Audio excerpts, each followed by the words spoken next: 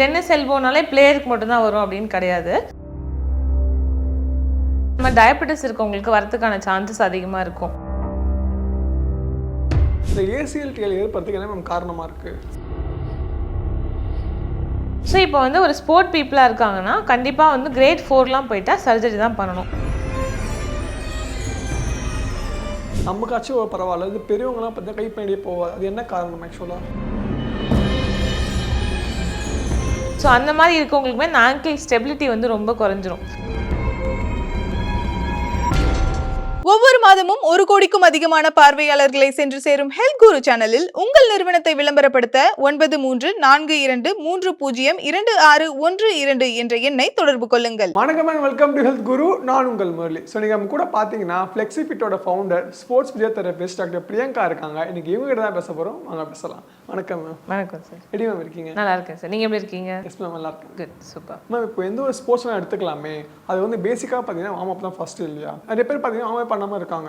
இந்த warm up பண்ணாமல் இருக்கிறதுனால எந்த மாதிரி பிரச்சனைகளை அவங்க சந்திக்கிறாங்க? ஸோ ஃபர்ஸ்ட் வந்து பார்த்தீங்கன்னா ஒரு ஸ்போர்ட் ஆர் ஜிம் ஆர் என்ன எக்ஸசைஸ் எடுத்தாலும் சரி, வார்ம் அப்புங்கிறது ரொம்ப இம்பார்ட்டண்ட்டான விஷயம். ஸோ வார்ம் அப்புங்கிறது ஒரு ஸ்டார்டிங் பாயிண்ட். நம்ம அதை கரெக்டாக பண்ணி விளையாண்டாதான் வந்து இன்ஜுரி ப்ரிவென்ட் பண்ண முடியும். First one injury prevention. Injury ப்ரிவென்ஷன்னா நம்ம ஆன் ஃபீல்டில் அடிப்படுறது நம்ம தடுக்க முடியும். நம்பர் 2, அப்போ தான் நல்ல பிளட் சர்க்குலேஷன் கிடைக்கும். ஸோ எல்லா மசில்ஸ் அண்ட் ஜாயின்ஸ்க்கும் நல்ல பிளட் சப்ளை கிடைச்சாதான் இன்ஜுரி வராமல் ப்ரிவென்ட் பண்ண முடியும். So first thing to improve circulation நம்ம கண்டிப்பாக வார்ம் அப் பண்ணணும். அதே மாதிரி பெர்ஃபார்மன்ஸ். நம்ம இப்போ கேமில் ஒரு காம்படிட்டிவ் ஸ்போர்ட்டில் விளையாடுறாங்க அப்படின்னா அவங்க விளையாடுற அந்த பெர்ஃபார்மன்ஸ் வந்து அப்போ தான் இம்ப்ரூவ் பண்ண முடியும். ஸோ ஜாயிண்ட் ஸ்டிஃபாக இருக்குது அப்படின்னா, இப்போ ஃபார் எக்ஸாம்பிள் பால் கிக் பண்ணுறாங்க அப்படின்ற போது உங்களுக்கு ஜாயிண்ட் ஃப்ரீயாக இல்லைன்னா நல்லா கிக் பண்ண முடியாது. ஸோ அதனால் அப்போது அந்த மூமெண்ட் இன்க்ரீஸ் பண்ணுறதுக்குமே நம்மளுக்கு வார்ம் அப் ரொம்ப இம்பார்ட்டன்ட். ஸோ ஒரு பெர்ஃபார்மன்ஸ் இன்க்ரீஸ் பண்ணுறதுக்கு, பிளட் சர்க்குலேஷன் இம்ப்ரூவ் பண்ணுறதுக்கு, பெயின் இல்லாமல் இன்ஜுரி இல்லாமல் விளையாடுறதுக்கு வந்து ரொம்ப இம்பார்ட்டன்ட். அதே மாதிரி டோம்ஸ்ன்னு சொல்லுவோம். டோம்ஸ்னா டிலேட் ஆன்செட் மசில் சோர்னஸ் அப்படிங்கிறது. அதாவது ஒரு மூமெண்ட் பண்ணுறோம் அப்படின்னா த நெக்ஸ்ட் டே 24 ஹவர்ஸ்க்கு அப்புறமா வந்து நம்மளுக்கு அந்த மசில்ஸ் தான் ஒரு பெயின் இருக்கும், ஒரு சோர்னஸ் இருக்கும். அந்த சோர்னஸ் பேர் தான் டோம்ஸ்ன்னு சொல்லுவோம். ஸோ அந்த டோம்ஸ் வராமல் இருக்கிறதுக்குமே வார்ம் அப் ரொம்ப இம்பார்ட்டன்ட். ஸோ எந்த ஒரு மூமெண்ட் நம்ம பண்ணுறோம், ஃபார் எக்ஸாம்பிள் சும்மா ரோட்டில் ரன்னிங் போனால் கூட நம்ம முன்னாடி ப்ராப்பரான வார்ம் அப் பண்ணிவிட்டு அதுக்கப்புறம் போனால் இன்ஜுரியை நல்லா ப்ரிவென்ட் பண்ண முடியும். Okay ma'am. இப்போ அதே மாதிரி ரீசெண்ட் டைம்ஸில் பார்த்தீங்கன்னா வந்து இந்த ஏசிஎல்டிஎல் அதிகமாக பாதிக்கப்படுறாங்க. இந்த ஏசிஎல்டிஎல் ஏற்படுறதுக்கு என்ன மேம் காரணமாக இருக்குது?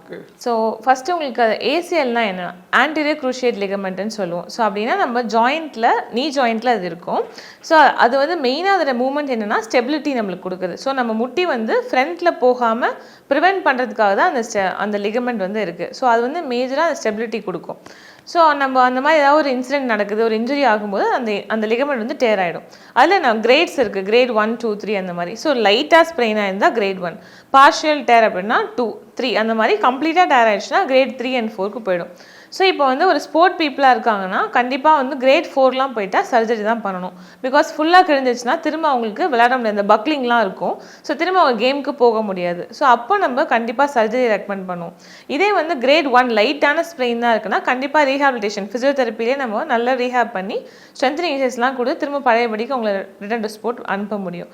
ஸோ அந்த மாதிரி தான் அந்த ஏசிஎல் இன்ஜுரி வந்து ட்ரீட்மெண்ட் வந்து வகைப்படும் அதில் உங்களுக்கு. ஓகே. அதே மாதிரி என்ன கேள்விப்பட்டிருக்கேன்னா அந்த ஏசிஎல்டிஎல் ஆனால் வந்து சரியாகிறதுக்கு வந்து பார்த்தீங்கன்னா 6 to 9 months ஆகும் அப்படின்னு சொல்கிறாங்க. உண்மையா? ஆமாம். இப்போது அதுவுமே கிரேட் பொறுத்து இருக்குது. இப்போ ஆனால் மினிமம் எப்படியுமே ரீஹாப் எடுத்திங்கன்னா 6 months ஆகும். ஸோ அதில் கிரேட் 1 இருந்துச்சுன்னா சீக்கிரமாக ரெக்கவர் ஆகிடலாம். பிகாஸ் உங்களுக்கு சர்ஜரி பண்ண மாட்டாங்க, நீங்கள் வெறும் ஃபிசியோதெரப்பிலே சரி பண்ணலாம். பட் கிரேட் 3 and 4க்குலாம் நீங்கள் சர்ஜரி பண்ணி அதுலேருந்து நீங்கள் ரெக்கவர் ஆகி அந்த சர்ஜரி பண்ணதுக்கப்புறம் ரேஞ்ச் ஆஃப் மோஷன்லாம் குறைஞ்சிரும். ஸோ ரேஞ்ச் ஆஃப் மோஷனை கால் மடக்கி நீட்டுறது அதெல்லாமே நம்ம இம்ப்ரூவ் பண்ணி லாஸ்ட்டாக பெட்டராகி பழையபடி கொண்டு வரதுக்கு கண்டிப்பாக 9 months and 12 months ஆகும். கன்சர்வேட்டிவ் மேனேஜ்மெண்ட் வெறும் ஃபிசியோதெரப்பி மட்டும் பண்ணுறாங்கன்னா 6 to 8 months ஆகும். அதுவுமே இண்டிவிஜுவல் பொறுத்து மாறும். சில பேர் வந்து நல்ல ட்ரெயின் பண்ணுவாங்க, அவங்க மசில்லாம் பெட்டராக இருக்கும், அவங்க சீக்கிரமாக கூட போகலாம். பட் சில பேர் ரொம்ப வீக்காக இருப்பாங்க. அந்த மாதிரி இருந்துச்சுன்னா கண்டிப்பாக உங்களுக்கு 1 yearக்கு மேலே கூட ஆக சான்ஸ் இருக்குது. அதுவுமே அந்த இண்டிவிஜுவலை பொறுத்து மாறும். ஓகே. அதே மாதிரி ஆங்கிள் ட்விஸ்ட் ஏற்பட என்ன மேம் காரணமாக இருக்குது? ஆங்கிள் ட்விஸ்ட்டுன்னு பார்த்தீங்கன்னா அதுவுமே மோஸ்ட்லி ஆன் ஃபீல்டில் நடக்கும். இல்லை நம்ம ஏதாவது ரொம்ப வீக்காக இருக்கும் அப்படின்னா நம்ம நார்மல் நடந்து போயிட்டு இருக்கும்போது கூட சில பேர் ட்விஸ்ட் ஆகும். ஸோ மோஸ்ட்லி வந்து ஆங்கிள் மசில் வீக்னஸாக இருந்தாலும் வரும்.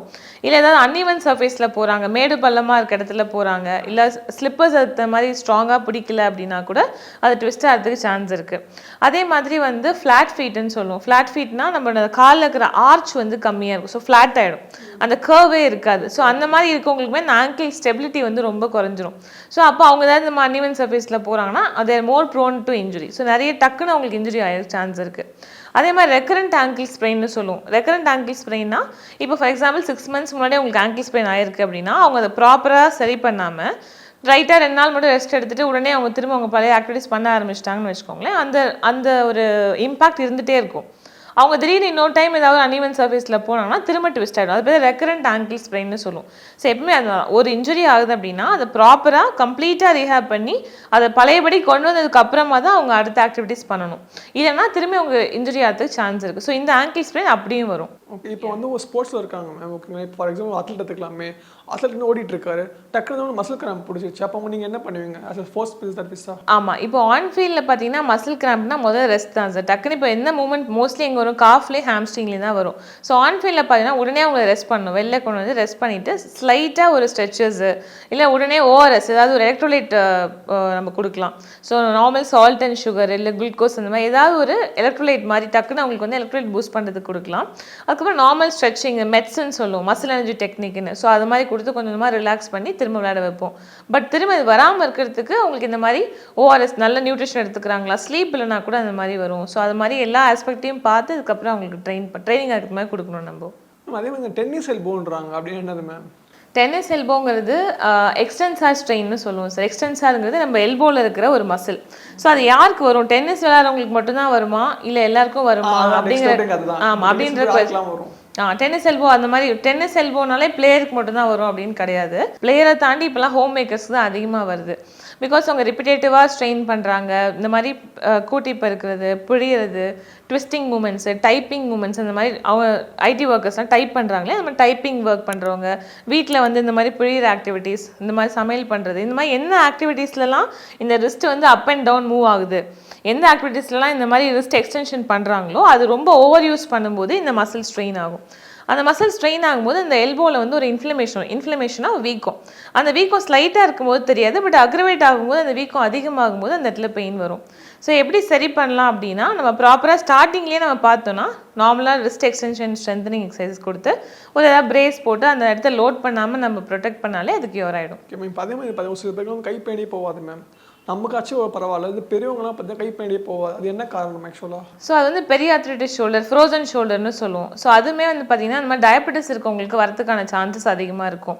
அதே மாதிரி இல்லை ஏதாவது அடிபட்டிருக்கு அப்படின்னா போஸ்ட் ட்ராமாட்டிக் ஸ்டிஃப்னஸ்ன்னு சொல்லுவோம். ஸோ அடிபட்டதுக்கப்புறம் அவங்க பயந்துட்டு அந்த கையை அதுக்கு மேலே தூக்காமல் இருந்தாங்கன்னா அது ரொம்ப ஸ்டிஃப் ஆகிடும். ஸோ ஷோல்டர் கேப்சியூல்ஸு, ஷோல்டர் சுற்றி இருக்கிற மசில்ஸ் எல்லாம் வந்து டைட்டன் ஆகும்போது நம்மளுக்கு இந்த ரேஞ்ச் ரெஸ்ட்ரிக்ட் ஆகிடும். ஸோ ஃபார் எக்ஸாம்பிள் சாரி பின் பண்ண முடியாது, கை பின்னாடி கொண்டு போக முடியாது, தலை சீவ முடியாது, இந்த மாதிரியான சிம்டம்ஸ் அது அவங்க ஆக்டிவிட்டீஸ் ஆஃப் டெய்லி லிவிங்னு சொல்லுவோம். நம்ம அடிப்படையாக ஒரு நாளைக்கு நம்ம என்னென்ன மூமெண்ட்ஸ்லாம் பண்ணோம், ஸோ ப்ரஷிங்கு, நம்மளை வந்து பார்த்துக்கிறதுக்காக பண்ணுற ஆக்டிவிட்டீஸ் எல்லாம் ஆக்டிவிட்டீஸ் ஆஃப் டெய்லி லிவிங்னு சொல்லுவோம். ஸோ அந்த ஆக்டிவிட்டீஸுமே பண்ண முடியாமல் அவங்களுக்கு வந்து கஷ்டப்படுவாங்க. ஸோ அப்போ என்ன பண்ணணும், அதுவுமே அப்படி தான். நம்ம ஸ்டார்டிங்லேயே இதை கண்டுபிடிச்சிட்டோம் அப்படின்னா நம்ம ஈஸியாக சரி பண்ணிடலாம். பட் ரேஞ்ச் ரெஸ்ட்ரிக்ட் ஆகிற அளவுக்கு ரொம்ப சிவியராக போயிடுச்சுன்னா it will take some time, கொஞ்ச நாள் ஆகும் அது சரியாகிறதுக்கு. பட் ஃபிசியோதெரப்பிலே we can do it. Okay ma'am, இப்போ அதே மாதிரி பெண்கள்னு எடுத்துக்கலாமே, அவங்க வந்து இந்த மெனோபாஸ் பீரியடில் பார்த்தீங்கன்னா இந்த பேக் பெயின், ஜாயின்ட் பெயின்லாம் வந்து சொல்கிறாங்க, அது உண்மையா? ஆமாம். ஸோ இப்போ என்னென்னா இந்த பேக் பெயின், இந்த ஜாயின்ட் பெயின்லாம் வந்து மெனோபாஸ்னால வந்திருக்கும் அப்படிங்கிறதே வந்து இப்போ நிறைய பேருக்கு தெரியாது. ஸோ இப்போ தான் ரீசெண்டான ரிசர்ச்சில் வந்து பார்த்தீங்கன்னா மெனோபாஸ்னால் நிறைய காம்ப்ளிகேஷன்ஸ் இருக்குங்கிறது இப்போ தான் ரீசெண்டாக கண்டுபிடிச்சிருக்காங்க. இல்லை மேபி முன்னாடி இருந்திருக்கும், நம்மளுக்கு இப்போ தான் நிறைய விஷயங்கள் தெரியுது. ஸோ அதில் ஒரு சிம்டம் வந்து பார்த்தீங்கன்னா மஸ்குலோஸ்கெலட்டல் சிம்டம்ஸ் இருக்குது. மஸ்குலோஸ்கெலட்டல் சிம்டம்ஸுங்கிறது மசில்ஸ் அண்ட் ஜாயின்ஸ் ரிலேட்டடான சிம்டம்ஸ். ஸோ அதில் முக்கியமாக அந்த பேக் பெயின், நெக் பெயின், நீ பெயின் இதெல்லாம் காமனாக இருக்குது. ஸோ ஏன்னு பார்த்தீங்கன்னா ஹார்மோனல் சேஞ்சஸ் ஆகும். இந்த பியூபர்ட்டிலேருந்து ஒரு சர்டன் ஏஜ் வரைக்கும், ஒரு 40 வரைக்கும் இருக்கிற ஹார்மோன்ஸ் வேறு, 40க்கு அப்புறமா பெரிய மெனோபாஸ்ன்னு சொல்லுவோம், அதாவது மெனோபாஸ்க்கு முன்னாடி ஸ்டேஜ். ஸோ அப்போ வந்து உங்களுக்கு ஹார்மோனல் சேஞ்சஸ் நடக்க ஆரம்பிக்கும். அப்போலேருந்து உங்களுக்கு அந்த பாடியில் இன்ஃப்ளமேஷன் அதிகமாக இருந்தனால இந்த மாதிரி அப்பப்போ பெயின்ஸ் அண்ட் ஏக்ஸ் வரும். ஓகே, இப்போ நீங்கள் சொல்லிட்டீங்க, அதை எப்படி மேம் ப்ரிவென்ட் பண்ணிக்கலாம்? ஸோ ஃபஸ்ட்டு திங் பார்த்தீங்கன்னா ப்ராப்பர் நியூட்ரிஷன் சார். ஸோ நம்ம சாப்பிட்ற ஒவ்வொரு மீல்லையும் ப்ரோட்டீன் இருக்கான்னு நம்ம ஃபஸ்ட்டு பார்க்கணும். நம்மளோட கல்ச்சரே பார்த்தீங்கன்னா நிறைய கார்ப்ஸ் சாப்பிட்ற கல்ச்சர் இருக்குது நம்மளுக்கு. சவுத் இண்டியன் ஃபுட் அப்படி தான். ஸோ நம்ம என்ன பண்ணணும், பேலன்ஸ்டு டயட்டாக சாப்பிட்ணும். ஸோ அந்த டயட்டில் எல்லாமே ப்ரோட்டீன், கார்ப்ஸு, ஃபேட்டு எல்லாமே அதில் வந்து மிக்ஸ்டாக இருக்கணும். கரெக்டாக வெஜிடபிள்ஸு, ஃப்ரூட்ஸ் அந்த மாதிரி எல்லாமே மிக்ஸ் பண்ணி சாப்பிட்ணும். பர்டிகுலர்லி ப்ரோட்டீன், மசிலுக்கு முக்கியமான விஷயம் வந்து ப்ரோட்டீன் தான். ஸோ நம்ம எவ்ரி மீலில் மார்னிங் ஆஃப்டர்நூன் டின்னர் எல்லாத்துலேயுமே வந்து ப்ரோட்டீன் இருக்காங்கிறத நம்ம கண்டிப்பாக பார்க்கணும். ஸோ அப்படி இல்லைன்னா நம்ம அதை ஆட் பண்ணி சாப்பிட்ணும். ப்ரோட்டீன் வெஜிடேரியனாக இருந்தாங்கன்னா பன்னீர், சோயா சங்க்ஸ், சுண்டல் அந்த மாதிரி சாப்பிட்லாம். இதே நான் வெஜிடேரியனாக இருந்தாங்கன்னா சிக்கன், எக் ஒயிட் அந்த மாதிரி மீட் எடுத்துக்கலாம். ஸோ இந்த மாதிரி வந்து ப்ராப்பராக வந்து அவங்க ஹெல்த்தில் இந்த ஃபுட்டை வந்து ஆட் பண்ணிக்கணும். நம்பர் 1. நம்பர் 2 வந்து stress level. So stress level கண்டிப்பாக கம்மி பண்ணணும். ஸோ ஸ்ட்ரெஸ் ரொம்ப இருந்தாலுமே இந்த மாதிரி கார்டிசோலுங்கிற ஸ்ட்ரெஸ் ஹார்மோன் அதிகமாக செக்ரெட் ஆகும். ஸோ அதனாலுமே உடம்புல இன்ஃப்ளமேஷன் வரும், பெயின் வரதுக்கு சான்ஸ் இருக்குது. நம்பர் 3 வந்து ஸ்ட்ரென்த் ட்ரைனிங். ஸோ ஸ்ட்ரென்த் ட்ரைனிங்கிறது கண்டிப்பாக எவ்ரி விமன் ஷுட் டூ. அது எந்த வயசாக இருந்தாலுமே 20லேருந்து 50, 60, 70 எவ்வளோ வயசானாலும் அவங்க வயசுக்கு ஏற்ற ஸ்ட்ரென்த் ட்ரைனிங் கண்டிப்பாக பண்ணணும். So weekly 3 times of strength training பண்ணும்போது அவங்களுக்கு அந்த மசில் லாஸ் குறைக்க முடியும். ஸோ ஒவ்வொரு ஏஜ்லேயுமே இந்த மசில் லாஸ் நடக்கும். மசில் லாஸ் ஆகும்போது என்ன ஆகும்னா அந்த ஜாயிண்ட்டில் வர ஸ்ட்ரெஸ் வந்து அதிகமாகும். ஸோ அப்போ ஜாயிண்ட் பெயின்லாம் கண்டிப்பாக வரும். இதே மசில் ஸ்ட்ராங் எனஃபாக இருந்துச்சுன்னா உங்களுக்கு ஜாயிண்ட்டில் வர ஸ்ட்ரெஸ் வந்து குறையும். ஸோ கண்டிப்பாக அந்த பெயினை நம்ம தவிர்க்க முடியும், இல்லை அட்லீஸ்ட் போஸ்ட்போன் பண்ண முடியும். இப்போ 60 வயசில் வர வழி அட்லீஸ்ட் 70 இயர்ஸ்லேயே அது வரும்.